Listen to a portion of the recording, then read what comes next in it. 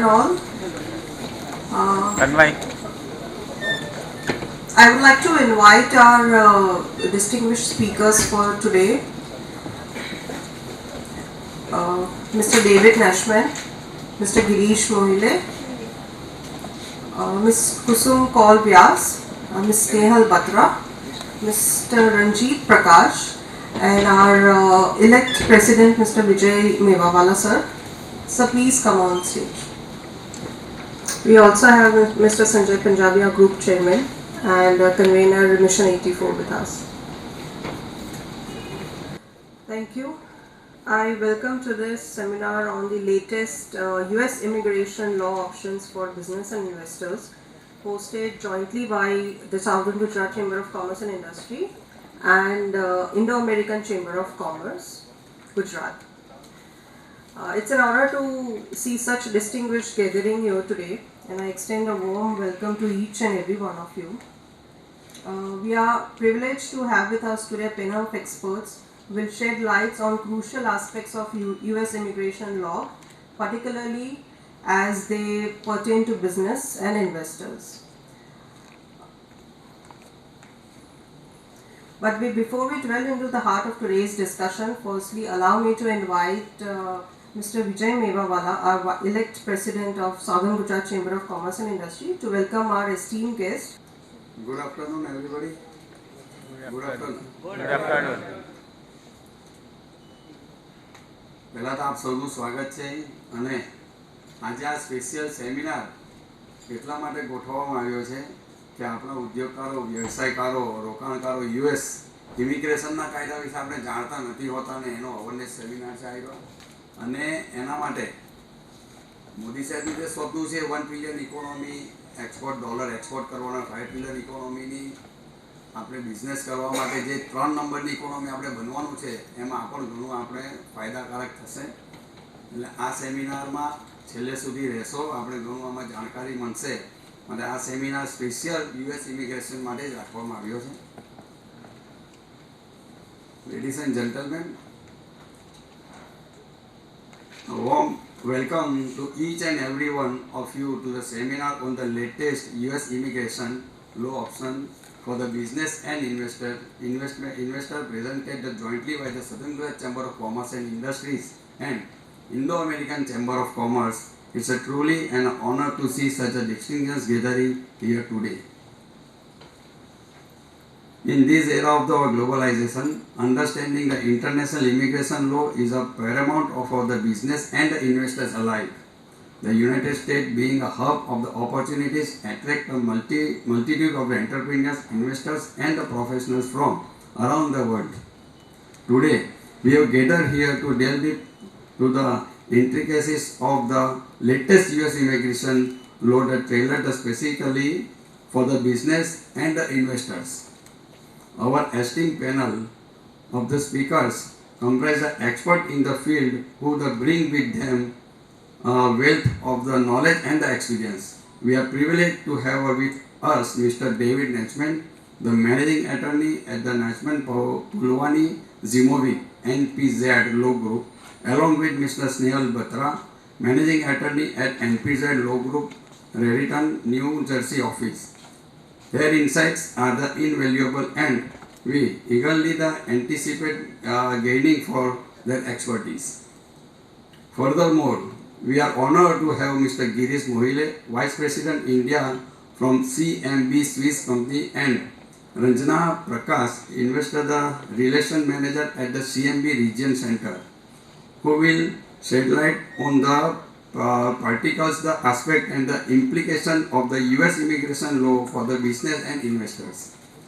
This seminar is not just an opportunity for the knowledge sharing but also a platform for the networking and the forging the meaningful connection. Whether you represent a small or a medium-sized enterprise, a high net worth individuals or a seasoned professionals, this event holds something for the great value for each one of you. Once again, a heartfelt welcome to each one of you. Thank you for being a part of this seminar and let's make today's sessions both enlightening and fruitful. Thank you. Jai Hind. Thank Thank you, Vijay sir, for gracing us with his presence and delivering a welcome address. Now I would like to request you and Mr. Sanjay Punjabi to welcome our guest, distinguished speakers for today with a flower felicitation. I would also like to request Kusum ma'am to welcome our guest for today.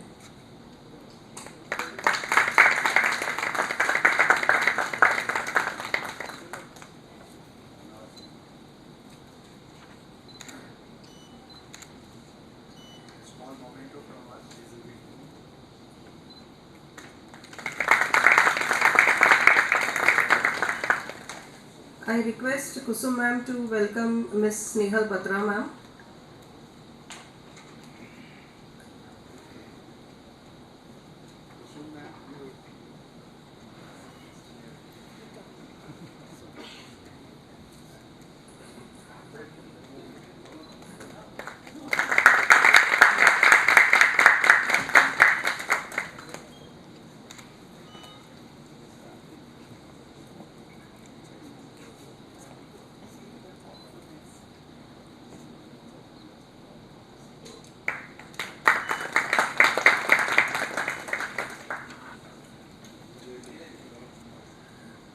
I would like to request Mr. Vijay sir to welcome Mr. Girish Mohile, sir.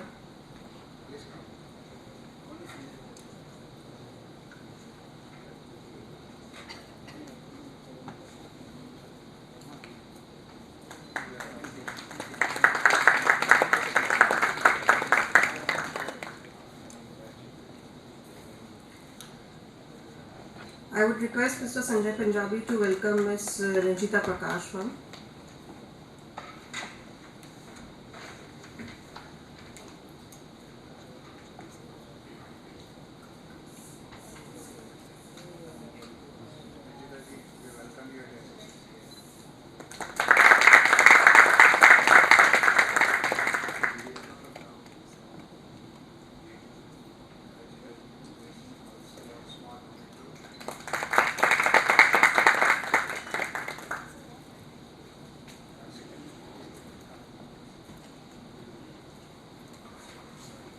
Thank you, everyone.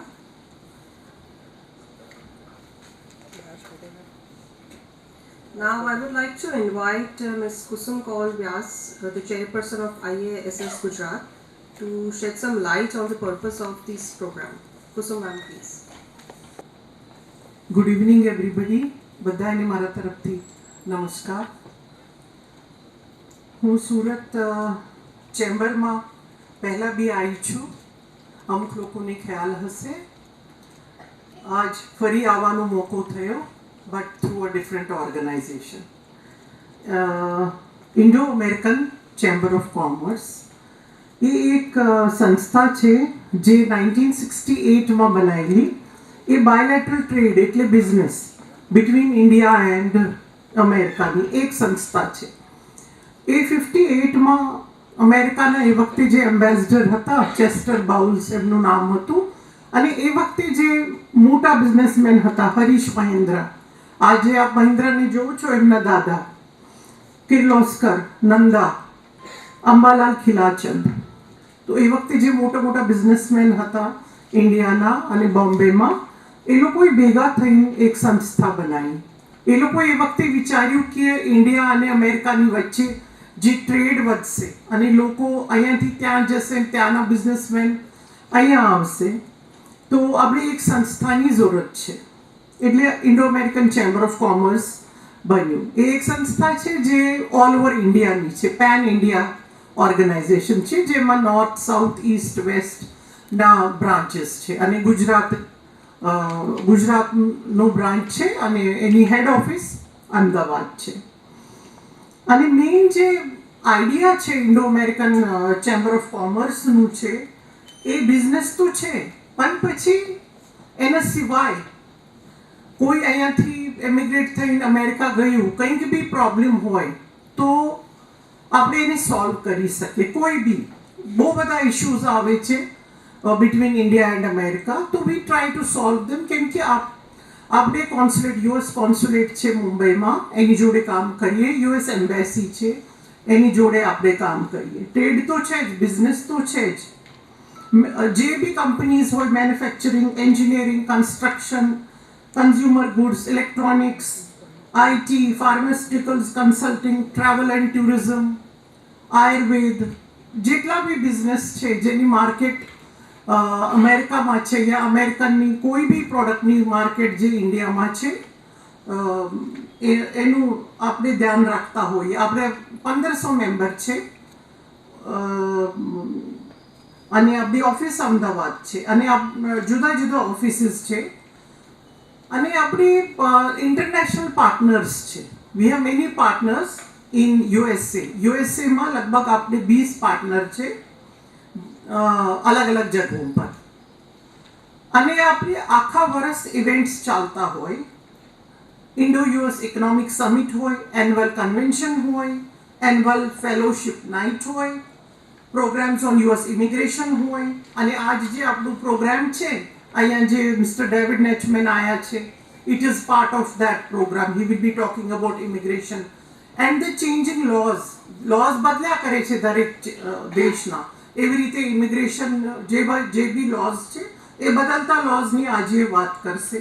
પછી golf tournament હોય અલગ અલગ હમણાં આપણે અમદાવાદમાં golf tournament, it's a networking event actually. પછી દરેક subject પર ઇવેન્ટ્સ હોય અને બિઝનેસ ડેલિગેશન હોય કે આપણે અહીંયાથી અમેરિકા બિઝનેસ ડેલિગેશન લઈ જઈએ. એમાં જુદા જુદા રાઉન્ડ ધ યર ડેલિગેશન ચાલતા હોય અને બીજું એક સિલેક્ટ યુએસએ કરી એક ડેલિગેશન છે જે અમેરિકન ગવર્મેન્ટનું ડેલિગેશન છે. એ ડેલિગેશન અમેરિકા જશે, એ થશે, it will happen in June. So there are different delegations which are going on round the year. આજ આપણે જોઈએ છીએ કે બહુ બધા લોકો અમેરિકા જાય છે પણ ગલત રસ્તાથી નહીં. આપણે જોયું મેક્સિકો બોર્ડર પર કોઈ મરી ગયું, કોઈ કેનેડા બોર્ડર પર બરફમાં ફેમિલી મરી ગઈ, નાના નાના છોકરાઓ મરી ગયા. તો આપણે એવું કેમ કરવું? આપણે જે વ્યવસ્થિત માણસો હોય અને જે ત્યાંથી એ ટીમ અમેરિકાથી આવી છે તો એ લોકો આપણને એક્સપ્લેન કરશે કે કેવી રીતે રૂટ શું છે અને પ્રોપરનો લોફુલ રૂટ શું છે. Mr. David Nachman, he is a lawyer, and Snehal Batra is also a lawyer. બરાબર? તો આપણે એમની વાત સાંભળીએ. અને જે આપણે ગવર્મેન્ટનું મોદી સાહેબનું જે ટાર્ગેટ છે, આપણે વર્લ્ડની 3rd ઇકોનોમી બનીએ, વર્લ્ડની બિગેસ્ટ ઇકોનોમી બનીએ, the kind of population we have and the changing laws and regulations જે આજકાલ થાય છે ડેવલપમેન્ટ, તો એમાં ઇન્ડો અમેરિકન ચેમ્બર ઓફ કોમર્સની રેસ્પોન્સિબિલિટી વધી જાય છે. તો we have a bigger job on hand. તો આજ હું અહીંયા southern Gujarat chamber, I would like to thank them, Mr. Vijay Mewada, Vice President SGCCI, Sanjay Bhai Punjabi. I would like to thank you for organizing this program for us and giving us a platform. And thank you all of you for being here. Thank you. Thank you so very much, Kusum ma'am. Now I would like to invite Mr. Sanjay Punjabi to introduce our distinguished speakers for today. Also to introduce about and to let us know about the Mission 84, what is it all about, and the launching of our M Bulletin as well. Sanjay sir. So I'm just trying to take this opportunity to, particularly for the distinguished guests, to introduce about the Mission 84. I think the audience over here already know about what is Mission 84. So I take this opportunity and put forward my ask to the Indo-American Chamber of Commerce. So Chamber is in this year, this actually the 84th year of its existence, and this taluka and tehsil and district of this region is also called as 84. And this name 84, which is numeric 84, has come with that 15th to 17th century at Surat. We used to trade with more than 84 countries. So that's why we have come up with a program called Mission 84, which is nothing but to increase that, to revive that legacy of international trade with 84 countries and that chamber we are committed with that having more than 12,000 members and 150 associations, and indirectly we are reach out to that more than 200,000 of the MSME. So in that connection, at Mission 84, we invited a lot of people from Indian embassy abroad, or that the foreign embassies, those who are having office in India. We are having a directly talk with them, and lot of things are happening.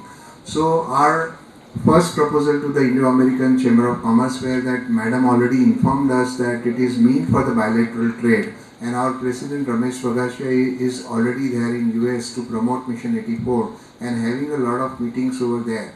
So can we suggest that at SGCCI and IICC can combine and sign MOU where that financial liability is not there, and if we can work together where we can increase the bilateral trade from the Surat region, where that we have the database of more than 200,000, and if we can whenever that American delegation wants to visit to India, and if they can find the Surat as a destination where we can set up a meeting with that number of good people, from textile to diamonds to gems and jewelry to apparel to engineering to renewable energy to chemicals, pharmaceuticals and IT also. So if it is possible, we can do that. That can be a win-win proposition for America as well as for India, number one. Number two, you are talking about EB-5 or that immigration to the US. Similarly, that maybe it is possible at Indo-American Chamber of Commerce, if they want to invest in India and particularly in this region, then we have also opportunity, and if we can have a Zoom meeting or dialogue with that some of the interested people over there, then we can open those dialogues also, where that lot of development and the diversification in India, particularly in Surat, is happening. And for your kind information, that Surat is the highest per capita income in the country, lowest crime rate in the country. That Surat is that region that thank you. Probably is that purchase power parity is on very high side, and we already have a port nearby. At 20 kilometer away we have a port. So we have all possibilities to have a bilateral trade with America. And if you give opportunity, what we have created is a digital platform in which that we, instead of a push framework like Alibaba or India Mart, we invite a pull network. Only inquiries have to be percolated. So if you have any inquiry, if you have something to sell, or if you have something in demand that you are looking for, that 1 million meter of the fabric, then you can give it to us. We'll ready to serve you, and our entrepreneurs are ready to do that point. With this note, that I also would like to take this opportunity that at Mission 84 we have Mission 84 Express, and I take this opportunity and request that for that fifth edition to be inaugurated, and that is to be given to all dignitaries on the dais, and I request all of you to unveil the same and give us this honor to unveil this fifth edition of Mission 84 Bulletin over here.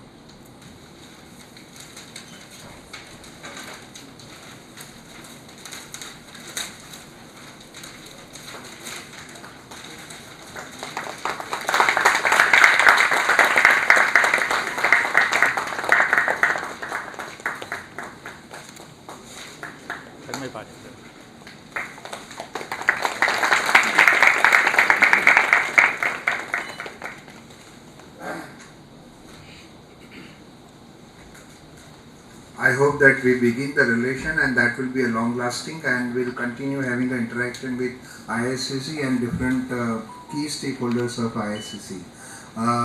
With this note, I'm privileged to introduce that two of the important dignitary amongst us. One is Mr. David H. Nachman, and he is a partner and managing attorney at NPZ. He has over 35 years of experience in corporate and business immigration and nationality law practice. Mr. Nachman attended Georgetown University, Case Western Reserve University, and Case Western Reserve University Law School. Mr. Nachman is a member of New Jersey Bar and US Court International Trade, the US Court of Appeals and the Third Circuit, Mr. Nachman is a former NJ Chapter Chair of American Immigration Lawyers Association and serves as mentor to national ILA members on business immigration law and employment eligibility verification related issues. Mr. Nachman was appointed as ethics-free arbitrator since 2014, and when requested he serves as an adjunct professor of paralegal studies at Burgeon Community College and Fairleigh Dickinson University. With this note, I think we should, with a round of applause, welcome to Mr. Devi. Along with that, I am privileged to introduce Snehal Batra, that she is a partner and managing attorney of the NPZ Raritan, NG office. She has over 20 years of immigration law experience.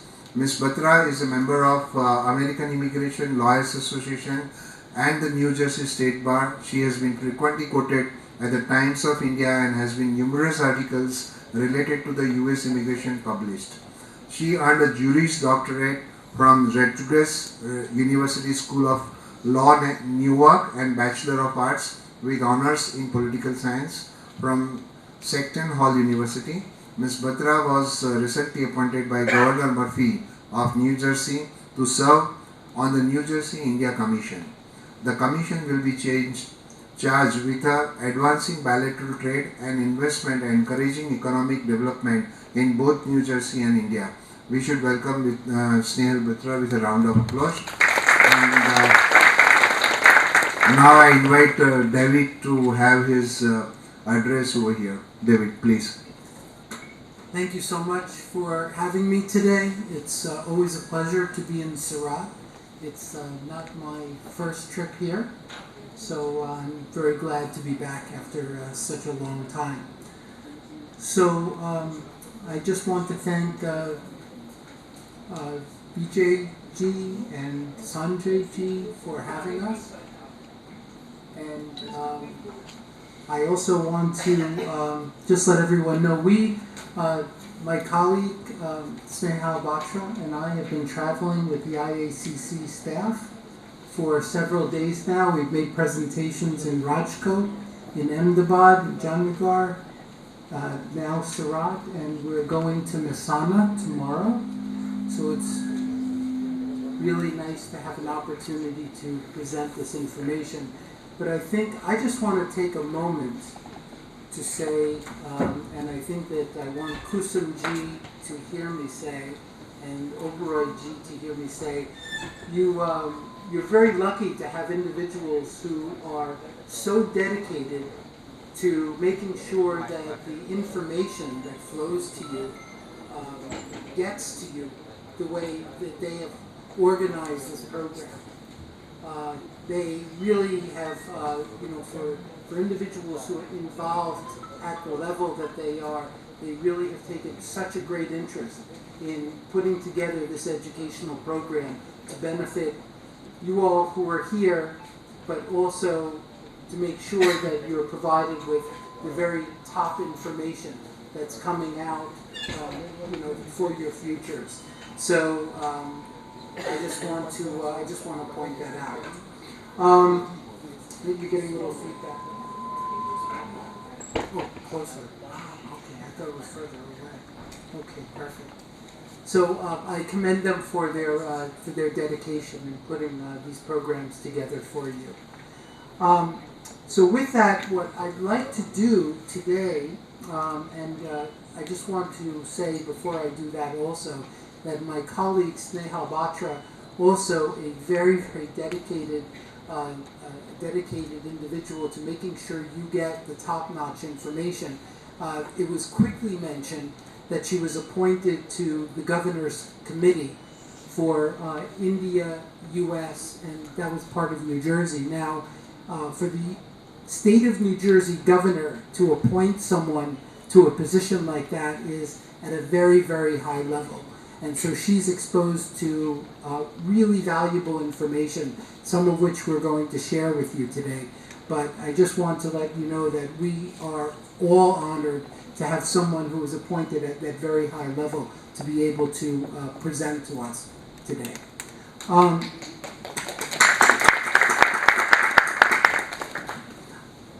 So, with that being said, what I would like to do is spend a little time teaching everyone who decided to come out today to spend the time, and it's truly appreciated. And usually I do my opening by saying Namaste, Adab, Sat Sri Akal, and Kem Cho to everyone. And for taking the time out to be here, it's truly appreciated. And so what we hope to do is to add some value for you. And the most important thing that we see of value is for everyone to understand about U.S. immigration law that there's no one particular way to do things. Because we always get questions from our clients or prospective clients or individuals that we connect with. Is this the way to do it? And it's most important for you to understand that what we present and what you should be thinking about is what options are best for me. So you might have multiple options that are available to you, and you should think about them as options and not to say, oh, I have to do it this way, or oh, I have to do it that way, okay? So we're presenting options to you. So in light of options, this slide is a picture of the U.S. immigration law system. We say in a nutshell. It means that this is the U.S. immigration law system. And I'm going to spend about 5 to 8 minutes explaining to you how the U.S. immigration law system works. And you're going to come away with an understanding of how the system works, even knowing more than U.S. politicians know, because they don't even know this. Okay, so you're going to be uniquely equipped to understand a system, because this is the way the system is designed. It's a spectrum of analysis, and this is the way an immigration lawyer thinks. It's not the way the consultants on the ground in India think. The consultants in India, they want to put you into a certain way of doing things. And what we hope to do is to broaden the horizons so you can think about what options are available to you. And that's what today is about. Okay, so we start with the column, and basically the U.S. immigration law system is a spectrum. It runs from the left-hand side of this chart to the right-hand side. Okay, so we go through various categories. On the far left-hand side are individuals who are out of status. That means that they are in the United States and they don't have any status. So who are these individuals? Well, you're probably reading about the ones that are coming from the southern border and they're coming illegally into the United States. Those are people who don't have status. And you would think that those people don't have options, but they do. And so there are also people who have come to the United States with status, but for some reason, whether it be because they wanted to or not, they've lost their status, and that happens. So you may have heard about an individual who maybe came as a student or came as a visitor, and they overstayed, and they didn't do it because they wanted to. Sometimes they didn't know the rules, and they just became out of status. So you would think that for these people there are no options, but that's not in fact the case. There are options for them. And so you can see some of those options listed on this chart here. The first one is DACA, that's Deferred Action for Childhood Arrivals. Those are individuals that President Obama decided under his administration that because they've been in the United States and didn't know anything about their home countries, that they would give them work authorization and allow them to stay in the U.S. And then there are other types of programs that are listed here. Marriage to a U.S. citizen, marriage to possibly a green card holder. These are all ways in which you can get status in the United States if you didn't have status. The U visa, we do a lot of U visas for individuals in the Indian community in the U.S. Those are individuals who are victims of certain crimes. And so there's a list of crimes that are online, and that allows an individual who's in the United States who doesn't have status to apply and get status in the United States without having to leave. So again, what I'm saying is that if you don't have status and you're in the U.S., it's not that you can't get it. You just have to share with us as immigration lawyers what the situation is that confronts you, your family background, your educational background, your hobbies, all the information. And then what we can do is we can try to devise a strategy to enable you to stay. Now, moving along the spectrum are what are called non-immigrants. And most of you are familiar with non-immigrants because non-immigrants are individuals, for example, who have B1s or B2s. Those are individuals who are coming to the United States to they're either business visitors, so they're they're in the United States on behalf of their business abroad, or they might be a visitor for pleasure if you go to see a family member in the United States. So those are non-immigrants. Now, why do they call them non-immigrants? They call them non-immigrants because you have to have what's called non-immigrant intent. That means that you cannot intend to be immigrating to the United States. And there are two different types of non-immigrant visas. One type of non-immigrant visa is called pure non-immigrant intent. That means that you have to show to the consulate when you go for your visa stamping, and probably many of you know this, that you do not intend to stay in the U.S. So how do you prove that? Well, it's more about showing what pulls you back home as opposed to what pulls you there. So multiple times we get calls from individuals who say, well, what should I write in my invitation letter? And we'll say, no, don't do an invitation letter. The invitation letter could potentially hurt you because it's giving more about what's going on that side as opposed to what pulls you back here. Okay, so that's something to bear in mind. Now, on the non-immigrant visa front, you have that pure non-immigrant visa, like a B visa or an F visa, but then there are also these very strong dual intent visas. Dual intent is like the H-1B. You can intend to leave the United States and intend to come to the United States simultaneously. And so what we as immigration lawyers do is we want to try to get our clients into a dual intent classification because those are long-term work permits, and that allows us to have the time that we need to be able to get you to the next column, which is lawful permanent residence or green card. And so what we do is we sometimes have to move you back and forth between different non-immigrant visa classifications. So sometimes what we'll do is we'll have an individual who's, let's say, a student, and then what they'll do is they'll go into OPT, hopefully it's a STEM OPT, and they'll get an additional 2 years. And then what we're doing is we're trying the H-1B lottery each year for them until they get that H-1B. And that gives us the time that we need to be able to move them to the green card. And oftentimes, they have family members who are on the other side, and so they can also do a family petition. So what we'll do is we'll try to figure out, should we do a family petition, should we do a business petition, because which one is going to be faster? So that's part of the analysis, is which one's going to go faster. Because I don't think I've ever encountered a client who hasn't said, oh yeah, the immigration system, you could take your time. Everyone wants everything fast. Everything has to be done yesterday. So our job is to try to find the fastest ways. And my colleagues, Snehal and Girish, are going to talk about the fastest ways to get the green card. Okay, that's up next for you. Finally, after being a green card holder for 5 years, or 3 years if you're married to a U.S. citizen, you can apply for citizenship. Sometimes individuals want to become citizens, sometimes they don't. Sometimes they just want to have the green card and stay with the green card.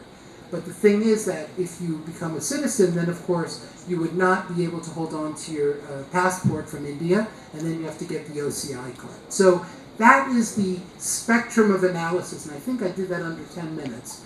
That is the immigration law system in a nutshell, and that's how our thinking is affected by what we do. Okay?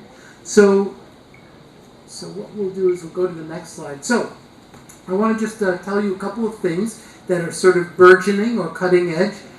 As many of you may be aware, or you've probably read it in the India Times, the Times of India, that we just finished the H-1B lottery.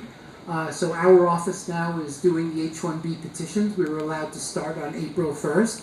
So it's a new lottery process where you make a registration online. This year it happened to have run from March 6th until the end of March. They ran the lottery. Now the lottery approvals come, and were able to apply. So what is an H-1B? An H-1B is for individuals who are professionals serving in a specialty occupation. That means that you have to have the equivalence of a U.S. baccalaureate degree and a job offer from a U.S. employer in a field that's related, hopefully, to your study. Okay, so that's the H-1B. Now, what is burgeoning, this is what's coming up, and I think that this is kind of exciting news, is that on October 23rd of 2023, an announcement was made about the liberalization of the H-1B. So it's going to allow for startups and for individuals to do H-1Bs with their own organizations. So what that means, because we get the calls all the time where individuals want to do H-1Bs through their own companies. So whereas before we would say, well, you can't really do that, it's a really weak case. What's coming now is the possibility, and that's under this administration, that you might be able to do H-1Bs through your own company. And that's sort of exciting. There are also other liberalizations, such as the definition of a cap-exempt H-1B, which is affiliated with an academic institution. So if, for example, you have a business that's maybe a startup business that's affiliated with an incubator or an accelerator, that's an affiliation with an academic institution where also you might be able to not even have to worry about the silly lottery that goes on every year. And you might be able to just get the H-1B without worrying about that. So those are some of the exciting things that are happening on the front of the H-1B. Now, next slide. No? Okay. Doesn't want to go to the next. Oh, does it? It does want to go to the next slide. Okay, so before my colleague comes up and tells you about the what we consider to be the excitement around doing investment in the United States using the intracompany transfer classification, another area that's burgeoning, if you haven't already read about it, is the possibility that India will offer the e-visa. The e-visa is for treaty traders and treaty investors. I am given to understand, and I can't take credit for knowing this, actually my colleague was good enough to tell me because she serves on this commission. She said that they are in negotiations right now. They're negotiating this treaty which offers the opportunity for individuals to open up their own business, invest in their own business, and to go to work for their own business. Now the e-visa you might be familiar with because a lot of our Indian clients, what they do is they immigrate to Australia, New Zealand, or Canada. They get papers there, and then they come to the United States using this treaty trader visa. But what we're doing now, because this is being negotiated directly between India and the United States, is it allows you to skip that step. So you'll be able to open a business, an LLC or a C Corp in the United States, make an investment in that business, and then go to work for that business. So this is kind of exciting. They're talking about it.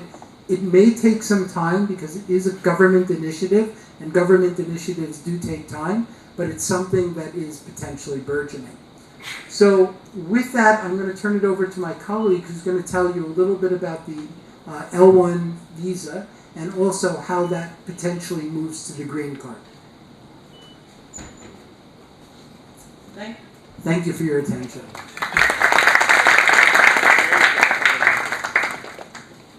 Namaste, કેમ છો? હું બી તમારા જેમ અહીંયા ગુજરાતની જ છું. મારો જન્મ થયેલો નવસારી અને હું જ્યારે 5 વર્ષની હતી ત્યારે મારા પેરેન્ટ્સ યુએસ મૂવ થઈ ગયેલા, ઇમિગ્રેટ થઈ ગયેલા. પછી હું લાસ્ટ 20 વર્ષથી ઇમિગ્રેશન લોયરનું પ્રેક્ટિસ કરું છું, helping businesses, individuals with immigration. Okay, I see some familiar faces in the audience, so that's really nice.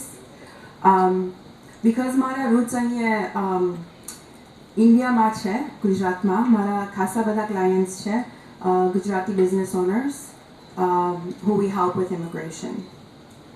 અમારી ઓફિસ છે ન્યૂ જર્સીમાં અને ઉને ડેવિડ વર્ષમાં 2 થી 3 વાર અમે ઇન્ડિયા આવીએ છીએ આવી રીતે સેમિનાર્સ આપવા. એટલે તમારા કંઈ બી ક્વેશ્ચન્સ હોય પછી you can ask even in Gujarati, okay? મને બધું ગુજરાતીમાં બધું સમજણ પડે પણ બોલવાનું જરાક ઓછું છે, so I will just mix it up a little bit, okay? So thank you. Okay, so this is working? Okay, great. So આજે હું option L1 નું option discussion કરવાની છે because it's one option to immigrate to the US. Okay, so how many of you have heard of the L1 visa? Raise your hand. Great. Okay, so I will go through the basic requirements of the L1A process, okay? As David mentioned, L1A is a non-immigrant visa. Visa che. It's a temporary visa. It allows you to go to the US and work for your company. But એમાં requirements છે, very specific requirements. પહેલા ઇન્ડિયામાં company જોઈએ. એટલે તમે કોઈ company સાથે job કરતા હોય, it could work. તમારી પોતાની કંપની હોય, that could also work. But if you're working for a large company in India where you don't have, you know, too much a relationship, then the L1 is not for you. Okay? All right. Great. So the L1 visa is called the intra-company transfer. એટલે તમે ઇન્ડિયાની કંપનીમાં એક માણસ હોય, okay, or lady. I'm really happy to see a few ladies in the audience. તો પછી તમે ઇન્ડિયાની કંપનીમાંથી એક પર્સનને ટ્રાન્સફર કરે તમારી US કંપનીમાં. That is the basic concept of the L1. એટલે ઇન્ડિયામાં કંપની જોઈએ અને યુએસમાં કંપની જોઈએ, okay? ને L1 વિઝામાં એક સ્પેસિફિક કેટેગરી છે કે તમારી ન્યૂ કંપની તમે યુએસમાં ખોલેલી હોય તો પછી એક માણસને તમારથી ટ્રાન્સફર થાય to start up the operations, okay? So how many of you individuals have businesses in the US? તમારી પાસે already યુએસમાં કંપની છે set up? Anybody? Okay. How many of you want to set up companies in the US? Okay, great. So I'm going to talk about the L1, and then we have a regional center who offers EB5 investment to get to the US. Okay, so these are two fast ways to get to the US and get a green card. So we're not saying choose me over him or choose this process over the other process. These are just some options available to you. So this is educating you on how this, you know, immigration systems work for business and investors. I should get the clicker here.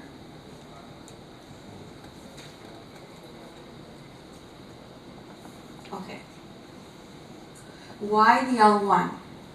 આપણે શાના માટે L1 use કરીએ, right? Why? Or choose?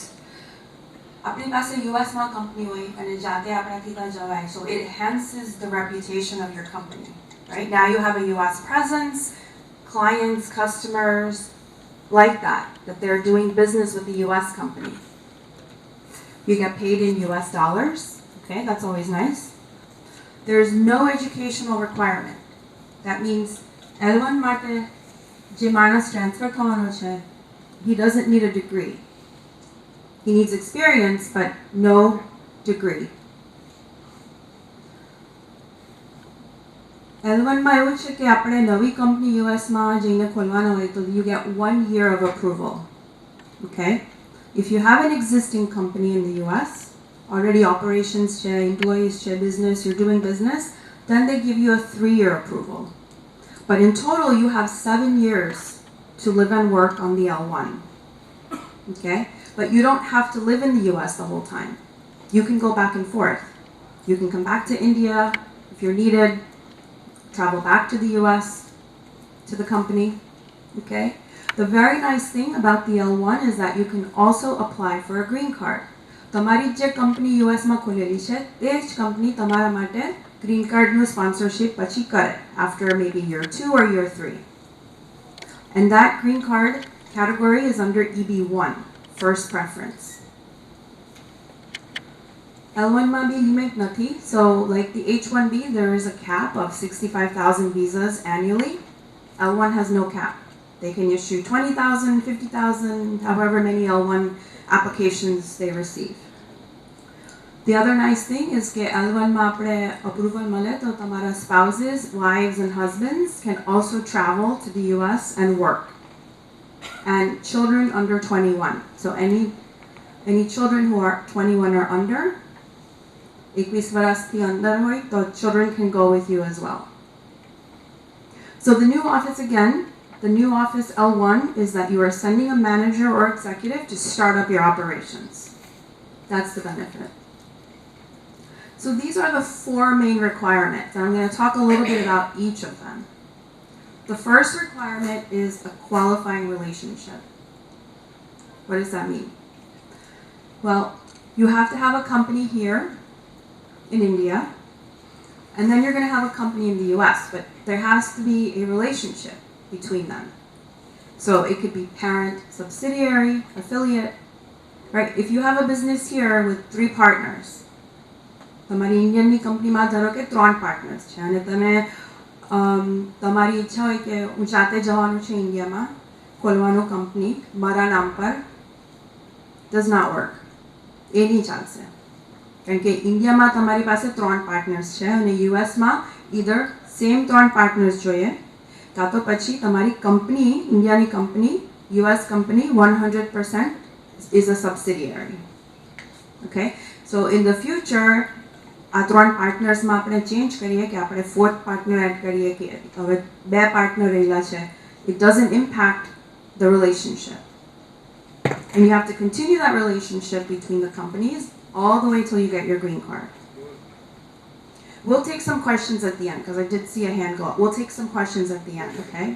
Do you want to take questions now? I'm not sure if we're doing that. We'll wait till the end.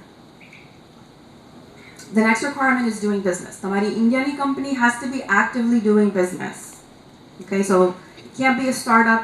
You started in 2023, 2024. It has to be actively doing business for at least 1 year. Third requirement, 1 year employment abroad.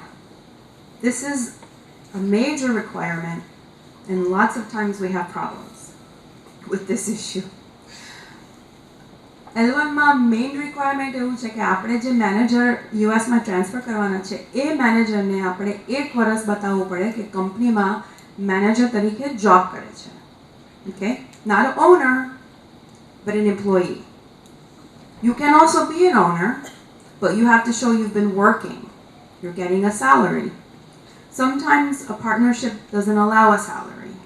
So we have a workaround, but we have to show that you are actively working in India. એટલે આપણે બતાવવું પડે કે 1 વર્ષ at least full time ઇન્ડિયાની કંપનીમાં આપણે job કરીએ છીએ મેનેજર તરીકે.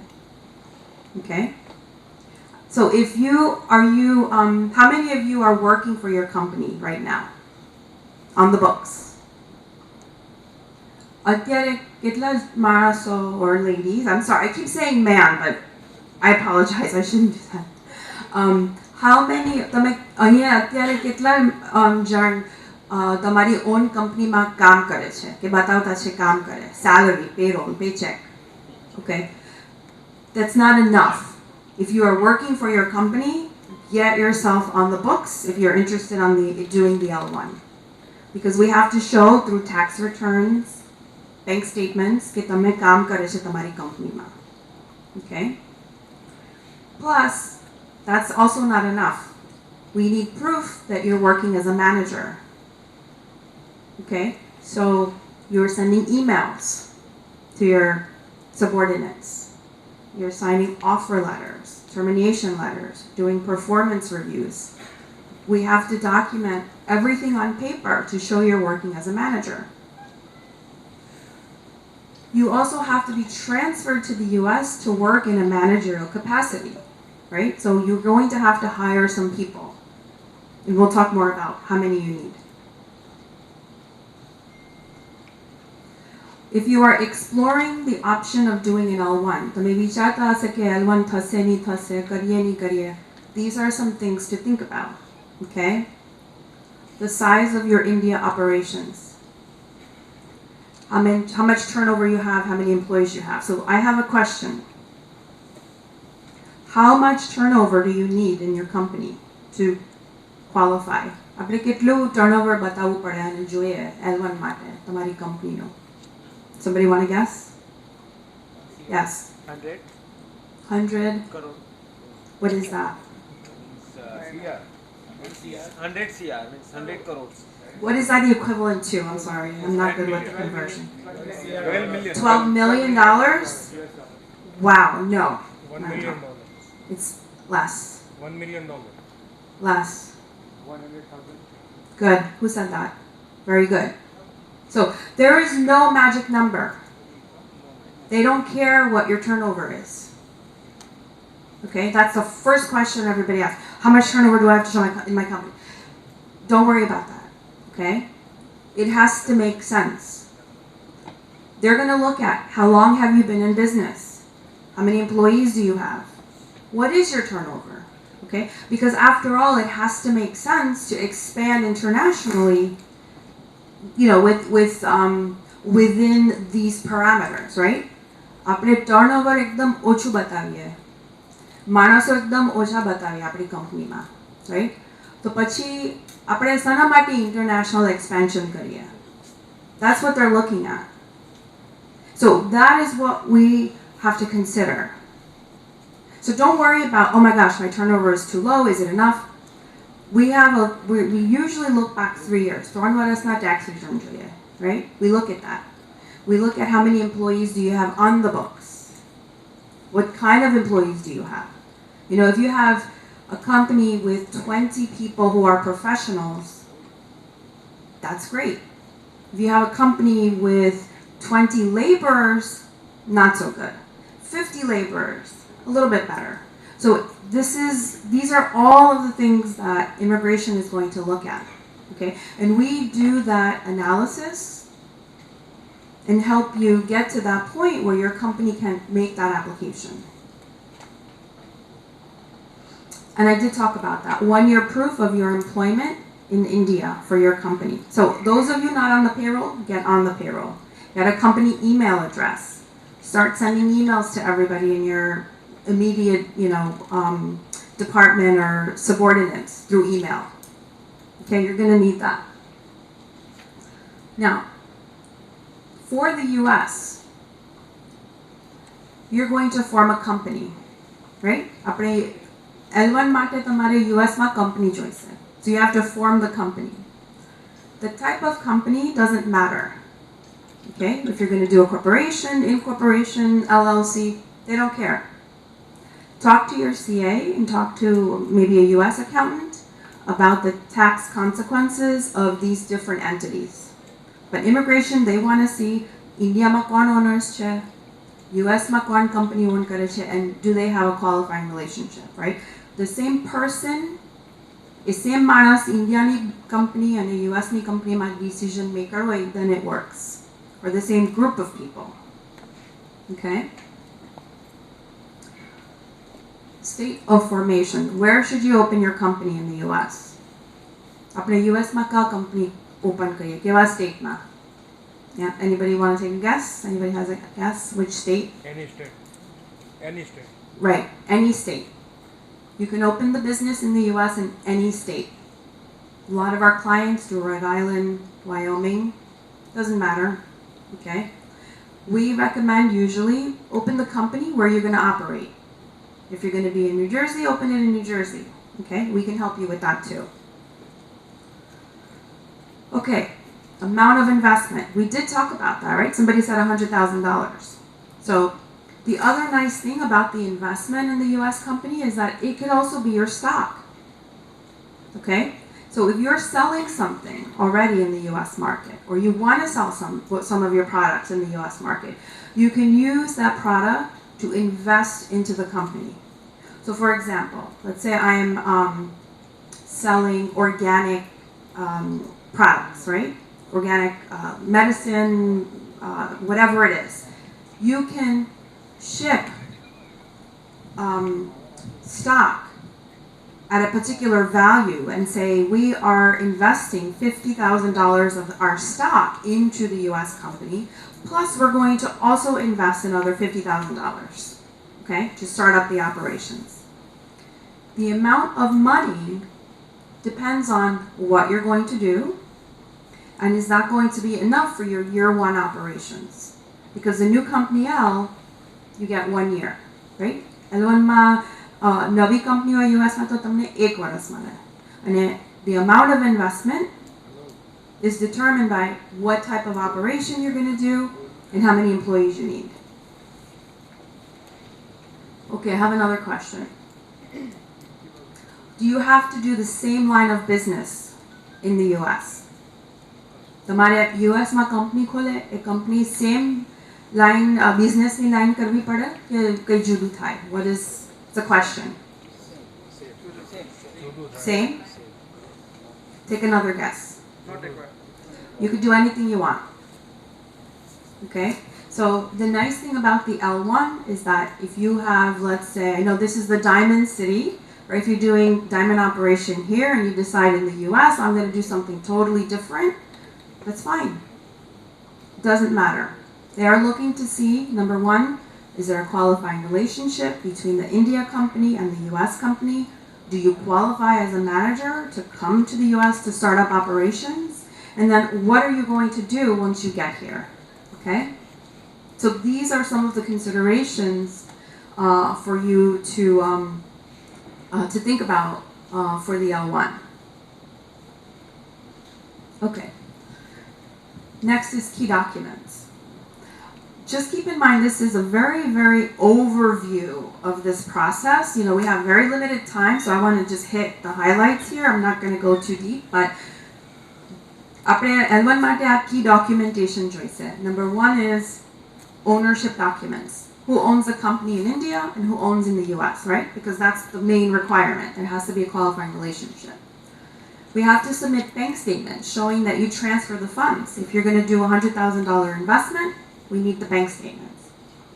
One other tip I want to give you today is that before you transfer money to the US, make sure it is coming from the right source, right? So if you have 3 partners in India in the company, you are going to be the main person traveling to the US to start up operations. It doesn't mean you make the investment. Because if you make the investment, now it raises a question. Who has control over the US? Is it this person or is it these 3 people? So really, really important before you start sending money to think about how you're going to set up the business and where is the money going to come from. Usually if it is a parent subsidiary, it is coming from the company. The company is sending the money to the US company. We have to show you have been working here for 1 year. So we use your tax returns, your bank statements, all of your payroll records, emails, contracts. We need to know a very detailed description of what you do. Okay, we also need, it's not on here, but we need an organizational chart. Okay, what does that mean? So if you have 50 people in your organization, we need to know who is on the top, who is in that second layer, third layer, and where do you fit in? Because you have to be on that very high level. And we help you with creating that. And also we're going to look at, do the people who work there at present, are they qualified? Should they be at this level? Because we may have to do some, you know, revising to make sure you qualify. We also need your passport if you have a degree, okay, your qualifications. And the last thing here is the business plan. This is a very important requirement for the new company L. If a new company L file kariye to business plan is essential for immigration. And the business plan, you don't write that. We don't write that. Okay?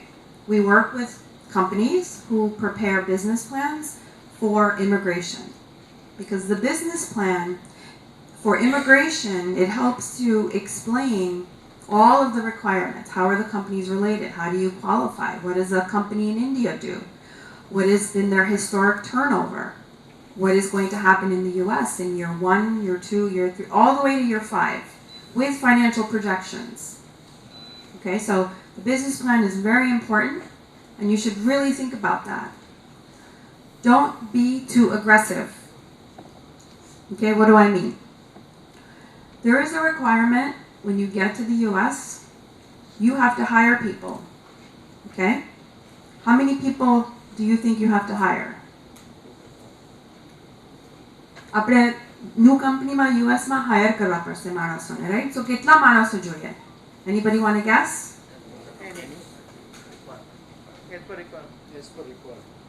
Right. What the needs of the business require. Okay? Again, no magic number. You don't have to hire 5 people, 10 people, but you do have to hire people. Okay? You come into the US on the L1, you have 1 year to start your operations and hire staff. Usually we recommend you, because you will be on the US payroll. You don't have to be, you can still be paid in India, but typically you get paid in the US. And then we say at least 2 to 3 people on the payroll by the end of that first year. Okay? Why? Because if you want to continue to stay after that first year, you have to apply for an extension. And the Immigration Service is going to use your business plan to see if you started, you carried out your business plan. So when I say don't be too aggressive with the business plan, right? Don't say in your business plan we're going to hire 10 people in year 1, another 5 people in year 2. By year 3 we're going to have 40 people. That is not realistic. Okay? Immigration is not going to be so excited and say, oh, અમારા તો 10 employees ને hire કરવાના છે, ચાલો approve કરી દે. No, they don't look at it like that. Okay? They'll be excited, but you're not going to be able to meet those numbers. So we say, in your business plan, be conservative. Okay? We're going to hire maybe 2 people in year 1. Okay? Then we go back for the extension and we say, look, we didn't hire 2, we hired 3 people. We're doing so well. Our manager is doing a fantastic job. Okay? So we have to be a little bit conservative. Same thing with the turnover. When you're writing these projections for the business plan, don't be over ambitious. I mean, you should strive for that, but don't put that in writing, right? Don't say we're going to have $5 million in sales year 1. If you can do that, that's great. I would say bring that down to 3. Because then when we do the extension, we can say, wow, we surpassed our goals. We did $5 million. We said we were going to do $3 million. Okay, so just keep that in mind when you're working on the business plan. So how does all of this stuff work? Well, once we have all of this documentation, we file the case. આ બધા documentation જે review કર્યા તે પછી આપણે file કરીએ immigration સાથે. If everything looks good, they give you 1 year to start up your business. Okay, so you get your approval, you go to the consulate, you get your visa stamp, you have 1 year to get to the US and start your operations. Okay? Before that 1 year, you're going to file an extension. So usually month 9 or month 10, we file an extension. We have to show we carried out the business plan. We hired people, we have clients, we sold product. Okay? At that time, we have to show again there's a relationship between India and the US, the organizations. And most importantly, you have people in the US who are doing the day-to-day operation. So the first couple of months when you get there, you can make the calls. Why isn't the shipment here? Are you interested in this product? Whatever you need to do. But going into year 2, your employees have to do that. You're managing that because you're coming in as a manager. Okay? If everything looks good, immigration will approve that extension. Okay, you get an additional 2 years on the L1. Now we start planning for the green card. Okay? What we look at is, how is your company in the US? You file the tax return. What does your income look like? How many employees do you have? Because now the company is asking immigration to give you a green card. Right? The company is saying, we want this person in the US permanently. We need them so bad, he has to have a green card. But that means you have to have a workforce. You have to have the customer base. So sometimes for some clients, that's in year 2, we do the green card. Other times it might be year 3 or year 4. But at least you are in the US, on the L1, working for your company, expanding as it needs to, and planning for that green card.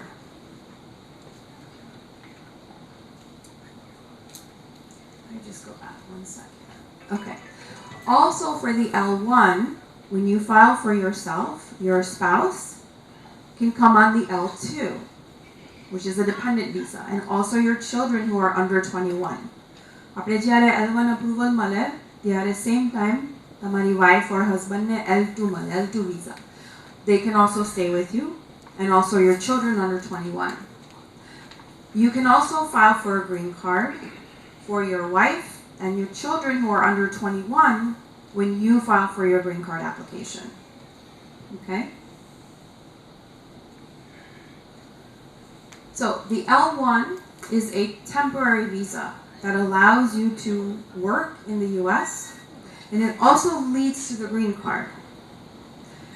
EB5, what Girish is going to talk about from CMB, is the investor green card. It's not a visa, it's a green card. It's a very separate process that requires an investment. You don't need a business in India. EB5 માં આપણે ઇન્ડિયામાં business નહીં જોઈએ. We just need the money to invest to get the green card. The L1, very different. You have a company that is expanding in the US and sending a manager to the US to work, start up operations. Okay, so I want to just clarify that. And then with that, Girish, it's all yours. With this very much understanding about L1, we have another two speakers, Mr. Girish Mohile, and I am privileged and honored to introduce Mr. Girish. He is a Vice President of GMB Swiss company located in India. With a wealth of experience and expertise, Girish oversees the management of client and referral relationship and plays a pivotal role in expanding the company's presence across various markets. Girish is an accomplished Indian lawyer, duly qualified to practice law in India. He is an alumnus of prestigious University of Mumbai, where he earned both his LLB and LLM degrees.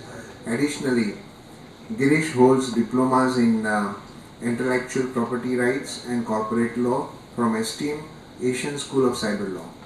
Prior to this legal education, he completed his Bachelor of Management Studies at the University of Mumbai. Along with that, I request all of you to have a round of applause to welcome Girish. Girish, please come. At the meantime, I also would like to introduce Ranjita Prakash. So, as an investor relation manager, Ranjita Prakash is responsible for a direct communication with prospective investors who have interest in immigrating to the United States through EB5 Investor Visa Program. This vital program supports key internal stakeholders by working both with prospective investor and industry veterans, law firms, wealth managers, immigration companies to develop strong relationship and assist with growing and developing new market as a sign. Please welcome Ranjita Prakash with round of applause.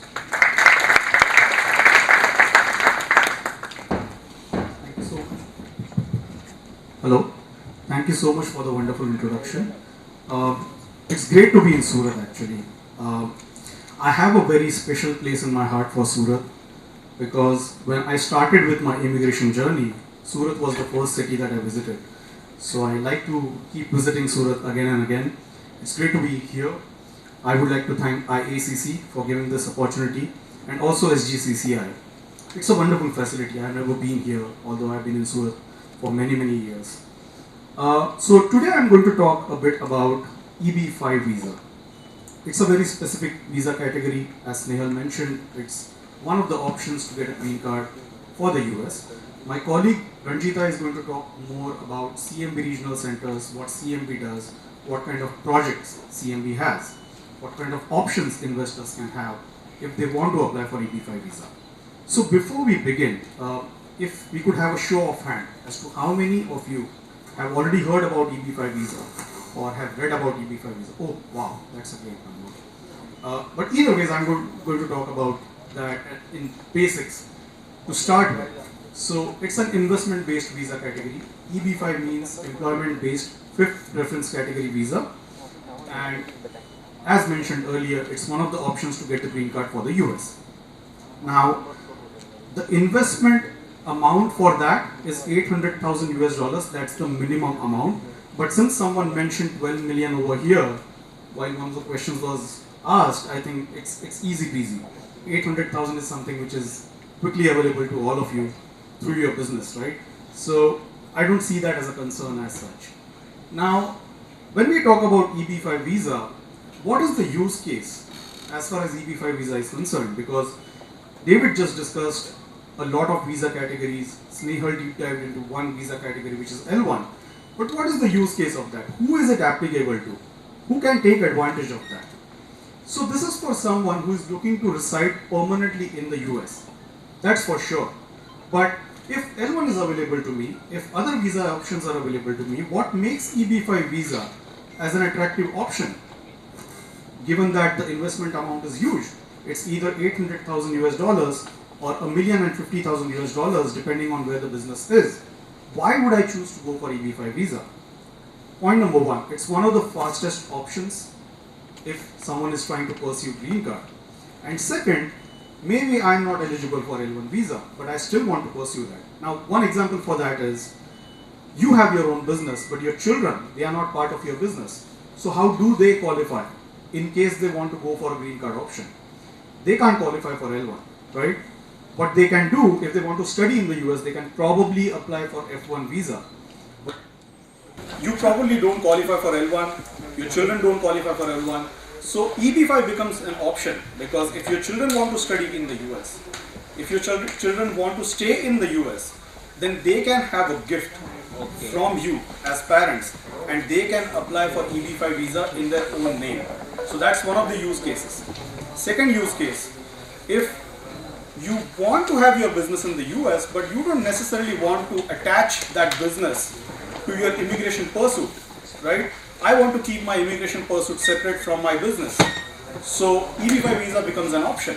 Now, how does EB5 visa become an option? We are going to discuss that. There are two types, or two ways rather, to do EB5 visa. One is the direct route, second is the regional center route. We are a regional center, CME is a regional center. But let's first get the direct component out of the way. The direct EB5 means that you are going to form your own business, you are going to submit your own business plan, something similar to L1, but for the green card. And then you are going to ensure that the business which you have in the US is going to ensure that that business has 10 full-time American employees. 10 full-time jobs are created through your 800,000 worth of investment. So you are going to be responsible to ensure that those jobs are created within a specific period of time, and those jobs are sustained for a specific period of time as well. So that puts the burden of proof on the investor himself or herself. Now, coming to regional center investment option, what happens is, we as a regional center will source those avenues of investment where the investor can invest 800,000 US dollars, and based on that they will get a green card, because we are the one to source that particular investment option which qualifies the investors for EB5 visa. So the job creation component, this is something which the regional center will take care of. What kind of business the investment goes in, that is something the regional center will decide. Of course, the investor needs to be comfortable with that particular option that we have at a particular point in time. So at the end of the day, it's the informed decision of the investor as to where they want to invest. Based on that, you can invest and you will be able to get a green card. So the regional center option is the second option. Now let's discuss how the regional center option works. Regional center EB5, actually the EB5 visa itself came into being in 1990s. At that point in time, the investment amount used to be 500,000 US dollars. Now, due to the inflation and due to a new law which came into place, we'll discuss about that later, the investment amount was raised from 500,000 to 800,000, and the maximum came up from $1 million to $1,050,000 US dollars. Now, this depends where the business is. So if the business falls into a specific targeted employment area, now you don't have to remember this technical term, but if it falls under a specific area which qualifies for the lower investment, then the investment stands at 800,000 US dollars. Everything beyond that falls under $1,050,000.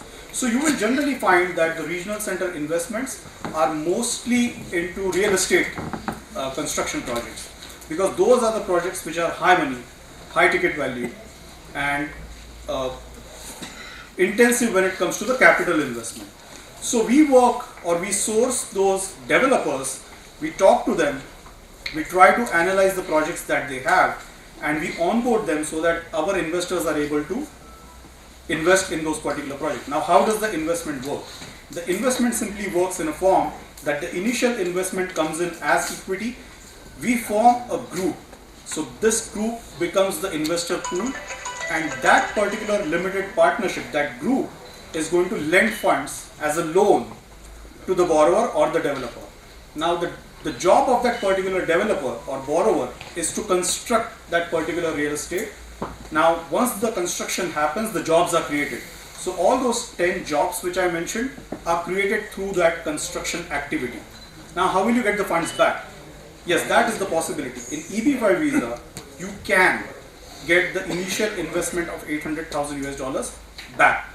Now when will you get that? Once the construction is done, the jobs are created, and once the jobs are created, you don't need to keep the funds because you're already in the US, you have your green card.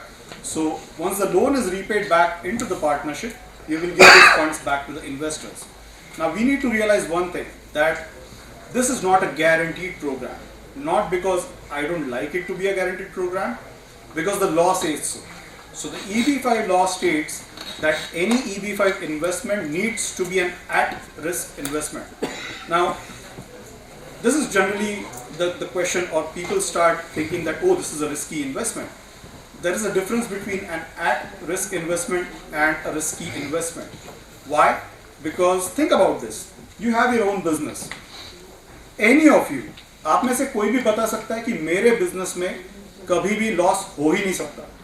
Anyone? No. Right? So there is always this element of risk, right? Where you invest, even if it's in a bank.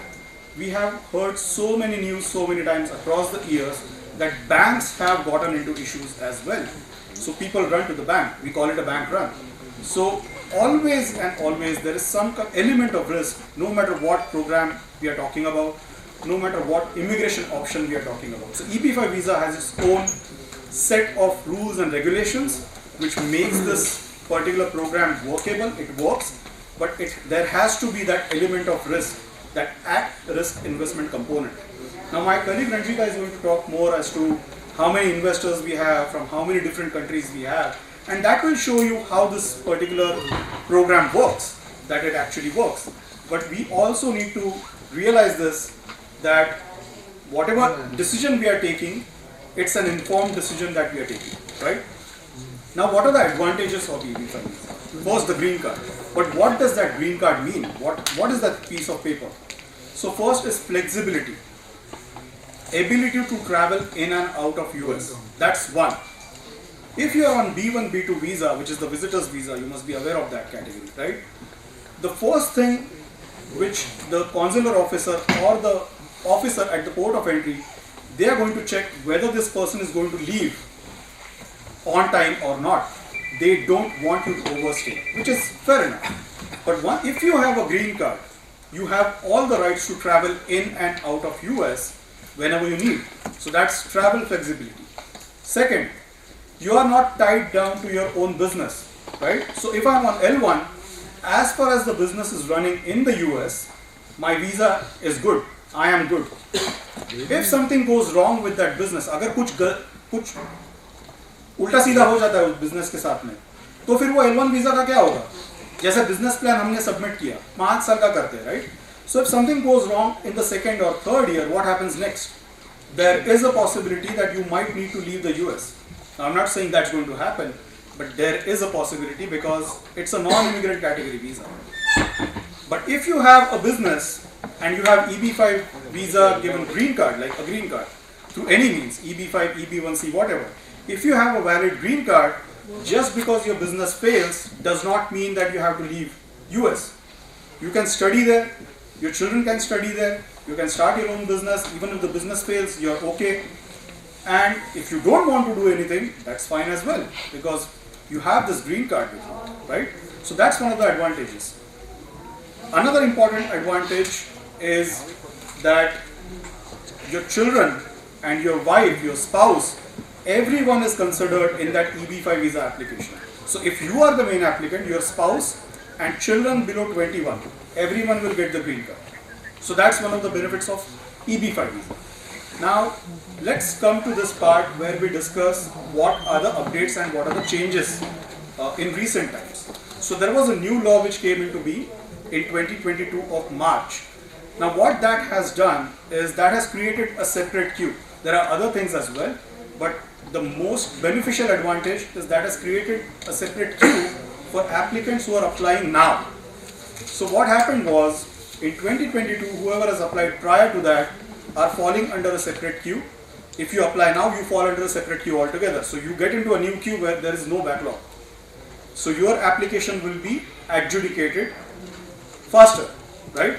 So what are the ways where you can invest to get this adjudication faster?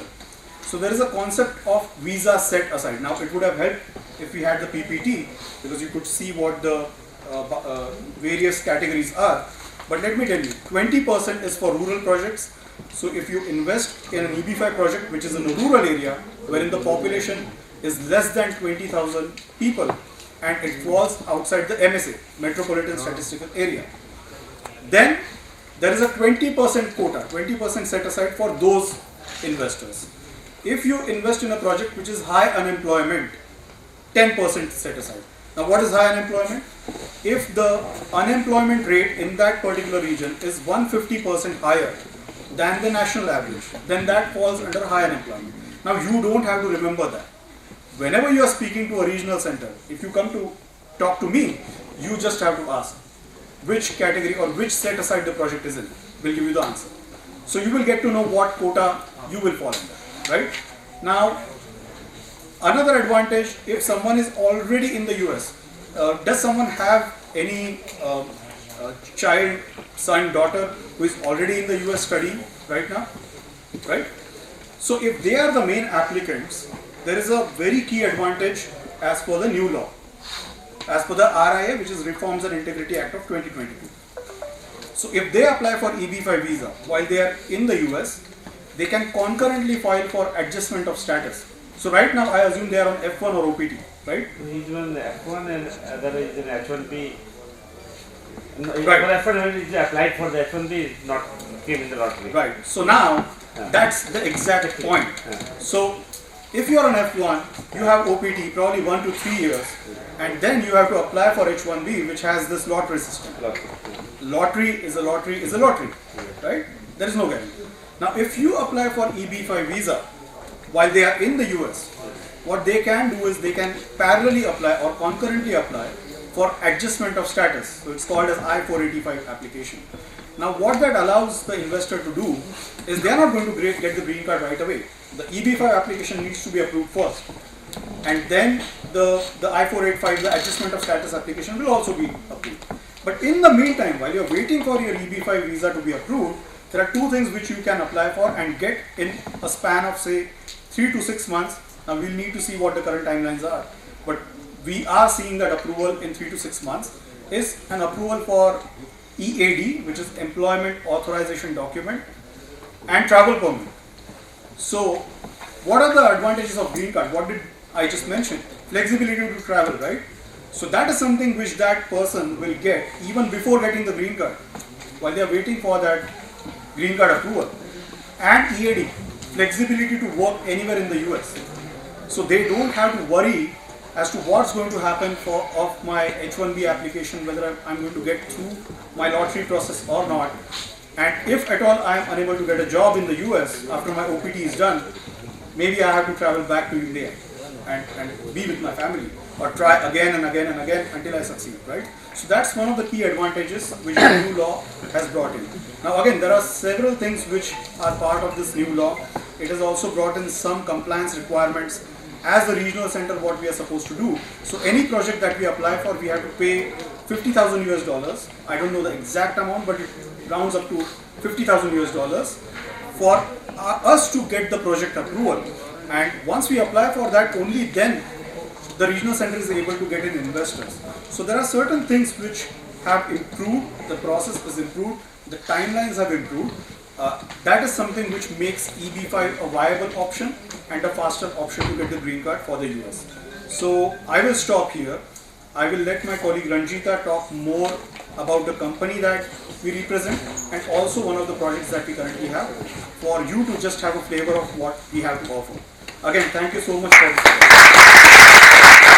Good afternoon, everyone. I hope I'm audible to everyone. Yes. Okay, great. Thank you. So my name is Ranjita Prakash. I would like to thank you everyone, each and everyone, to come here and attend this seminar. And I also would like to thank SGCCI and Usunji for organizing this event. And I really like the gift, the sari. It's a really nice color. Thank you so much. And so I am from CMB Regional Center. So before I get started, I wanted to ask you, how many of you heard about CMB Regional Center? Okay, great. Thank you. So yeah, CMB Regional Center is the approved regional center from the USCIS to facilitate this EB5 investments. And I'm going to talk about how we proceed the applications. And many calls I received, people asked me about what is the first stage, from where I should start if I want to invest in EB5. So my answer for them is the initial stage is due diligence, choose regional centers, and the project due diligence, and then immigration attorney. So immigration attorney is really a very prominent part of this process because they are going to they are going to prepare your source of funds, and source of funds should be legitimate, and they are going to prepare your source of funds. So after they showing a green signal to you, like your source of funds are ready, you are good to go and transfer your 800K amount to CMB escrow account, then usually we advise to them to transfer their amount. So after that, the process is like just 24 to 48 hours. Their funds gonna transfer and signature pages on all the formalities get done after, and they could file their petition to the USCIS with the help of their immigration attorney. So with us, Mr. David Law Firm could assist you on how to prepare the source of funds for the EB5.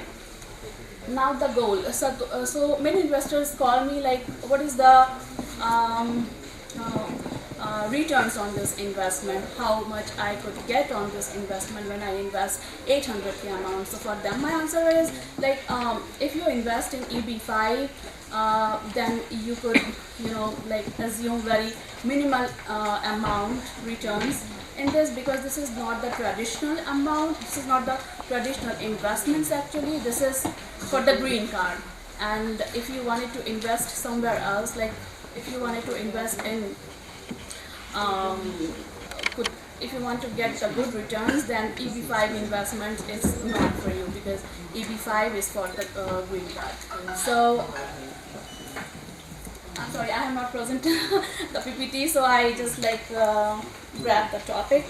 So we have done 6,100 EB5 participants from all over the countries, all over the 103 countries. And now I wanted to talk about Hillwood. Hillwood is a little bit talk about the process, how our process move forward in terms of investment. So investors send their funds to CMB partnership, and this partnership creates loan to the developer. The developer is Hillwood in this project, Group 91, and they form a loan and they established actually a loan maturity date for 5 years. So after 5 years, in some terms and conditions, you will get your capital back. So your funds will stay with us at least for 5 years and engage in construction and development of the target project. So and our all the performance, all the numbers, like if we have done 6,100 participants from all over the countries, if we have a good track record, all track records and everything, every performance audited by third-party broker-dealer, which is based in Florida, named Forbes. So everything is done by them.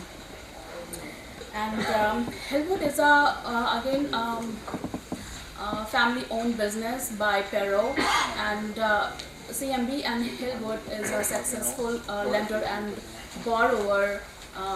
They represents a good relationship in USA, and we have done with Hillwood 40 partnership, and in which 25 partnership fully repaid loan repayment.